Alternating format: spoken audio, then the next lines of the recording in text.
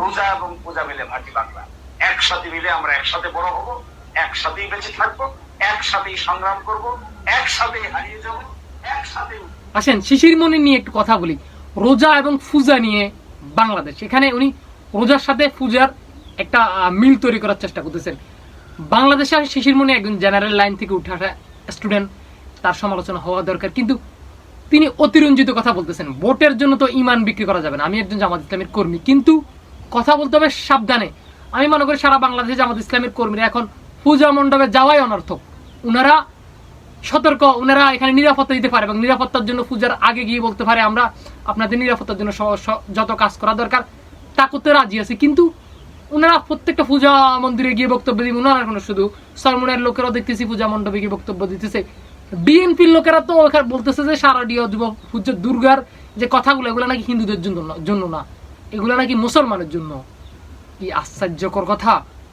মানে ভোটের জন্য আমরা আজকে ইসলামিক দলগুলা এবং অন ইসলামিক দলগুলা, সেকুলার যারা আছে সবগুলো এখন কি এক অবস্থা হয়ে যাচ্ছে। এই বাংলাদেশকে কে ফিরাবে? আপনার খেলাফতের বিকল্প দেখতেছি না। এই গণতন্ত্র দিয়ে ইসলাম কায়েম, আমি একজন জামাত ইসলামের কর্মী হয়ে বলতেছি, গণতন্ত্র দিয়ে ইসলাম কায়েম। এখন আমরা এটার বাস্তব রূপ দেখতে পাচ্ছি। আজকে ইসলামিক দলগুলো যদি এটা থেকে শিক্ষা গ্রহণ না করে তাহলে এক ভয়াবহ অবস্থা হবে। শিশির মনির বক্তব্য নিয়ে একটু কথা বলি। শিশির মনি এখানে যে বক্তব্যটা দিয়েছেন যে পূজা মণ্ডপ নিয়ে, আর শিশির মনি না, শুধু আরো অনেকের বক্তব্য আছে। আমি শুধু ঢালাভাবে এখন শুধু শিশির মনিরকে টার্গেট করা হচ্ছে। এখানে আরো অনেকে বিএনপির নেতা এবং অন্যান্য দলের নেতারা এখানে পূজা মণ্ডপে গিয়ে এমন এমন বক্তব্য দিয়েছে যেটা মানে বলার মতো নয়। এমন ভাবে বক্তব্য দিচ্ছে তারা মুসলিম ধর্ম এবং অন্য ধর্মের সাথে একবার সামঞ্জস্য তৈরি করে বলতেছে, যেখানে আল্লাহ তাআলা বলতেছেন ইন্নাদ-দীনা ইনদাল্লাহিল ইসলাম, নিশ্চয় আল্লাহর নিকট গ্রহণযোগ্য একমাত্র দিন হচ্ছে ইসলাম।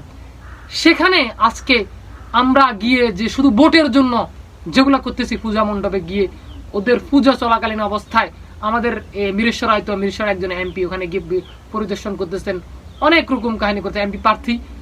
তো বাংলাদেশের আসলে এমন এক অবস্থা হয়ে দাঁড়িয়েছে, প্রতিটি মানুষকে এখান থেকে শিক্ষা গ্রহণ করা উচিত। নিজের ধর্ম নিজেরকে আগে রাখতে হবে, তারপর আপনাকে হিন্দু ধর্মের নিরাপত্তা দিতে হবে, সেটা ইসলামে অবশ্যই জায়েজ আছে। কিন্তু আপনি ওখানে গিয়ে পূজা করতে পারবেন না। এখন এমন অবস্থা হয়ে গেছে, আপনি ওখানে পূজা গিয়ে বক্তব্য দিতেছেন, ওদের এখানে গীতা পাঠ করতেছেন, মানে অন্যরকম অবস্থা। আমি মনে করি দল কানা না হয়ে আপনারা সমালোচনা করুন। এগুলো সমালোচনা করলে অবশ্যই সেখান থেকে চূড়ান্ত কিছু সিদ্ধান্ত আসবে এবং তারা দেখবে দলীয় নেতৃবৃন্দ। আমি বাংলাদেশ জামাত ইসলামীর দায়িত্বশীলদেরকে বলতে চাই, আপনাদের দায়িত্বশীল আচরণ করা দরকার।